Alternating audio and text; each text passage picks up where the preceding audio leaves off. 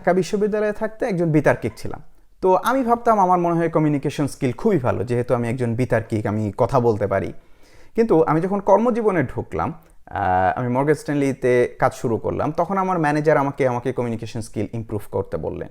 তো তখন আমার প্রথম আন্ডারস্ট্যান্ডিংটা হয় যে কমিউনিকেশন স্কিলটা আসলে যে শুধুমাত্র কথা বলা না, বরঞ্চ কমিউনিকেশন স্কিল হচ্ছে আপনার রাইট টাইমে রাইট পিপলের কাছে রাইট ইনফরমেশনটা পৌঁছানোটা হচ্ছে কমিউনিকেশন, এবং সিমিলারলি রাইট ইনফরমেশনটা রাইট সময়ে রাইট ওয়েতে কালেক্ট করাটাও হচ্ছে যে কমিউনিকেশনের অত্যন্ত গুরুত্বপূর্ণ কাজ। যেমন ধরেন, আমি যখন একটা প্রজেক্ট ম্যানেজ করা শুরু করি, তখন প্রথমে আমার যখন রিকোয়ারমেন্ট কালেক্ট করতে হয়, তখন আমার লিসনিং স্কিলটা লাগে বা আমার রিডিং স্কিলটাকে ইউজ করতে হয়।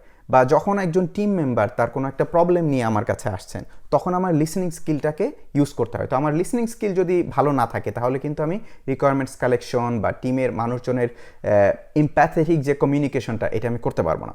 তো তারপরে গিয়ে আসি কি, ব্রিফিং। যখন প্রজেক্ট নিয়ে ব্রিফিং করতে হয় সিনিয়র ম্যানেজারদের কাছে, তো ব্রিফিংয়ের মানে এই না যে আপনি আপনার প্রজেক্টের হইতেছে যে গত 6 মাসে যা কিছু হয়েছে বা গত 1 মাসে যা কিছু হয়েছে সব কিছু আপনি বলবেন না, এত কিছু শোনার সময় নেই। আপনি শুধুমাত্র বলবেন যতটুকু দরকার, এবং আপনি যাদের কাছে প্রেজেন্ট করতেছেন ততটুকুই বলবেন। যেমন একজন সিনিয়র ম্যানেজারের কাছে আপনি বলবেন যে আপনার প্রজেক্টটা কি ট্র্যাকে আছে কিনা, আপনার কোনো প্রজেক্টের কোনো রিস্ক আছে কিনা, এবং আপনার যে ক্রিটিক্যাল মাইলস্টোন সেটা অ্যাচিভ করার দিকে আমরা সঠিকভাবে আগাচ্ছি কিনা।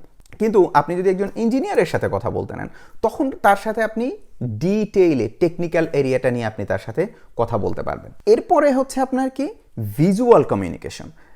একটা প্রজেক্টের যখন রিপোর্ট লিখতে হয়, রিপোর্ট তৈরি করতে হয়, তখন আপনি হয়তো 15 পৃষ্ঠার একটা রিপোর্ট তৈরি করতে পারবেন, কিন্তু আপনার যারা স্টেক হোল্ডার, তাদের সময় নাই যে আপনার প্রজেক্টের 10-15 পৃষ্ঠার একটা রিপোর্ট তিনি পড়ে দেখবেন। তো তার জন্য আপনাকে অনেক সময় একটা ভিজুয়াল স্লাইড করতে হয়, যেখানে দিয়ে খুবই অল্প টেক্সটে আপনাকে পুরো প্রজেক্টের স্ট্যাটাস বা আপডেট আপনাকে বোঝায় দিতে হয়। সুতরাং ভিজুয়াল কমিউনিকেশনটা ইমপ্রুভ করা খুবই জরুরি।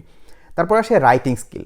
আমাকে কিছুদিন আগে আমার একজন ডাইরেক্টর, উনি আমাকে বলতেছিলেন যে তোমার কমিউনিকেশনটা আমার খুবই পছন্দ, তুমি যেভাবে ইমেইল লেখো।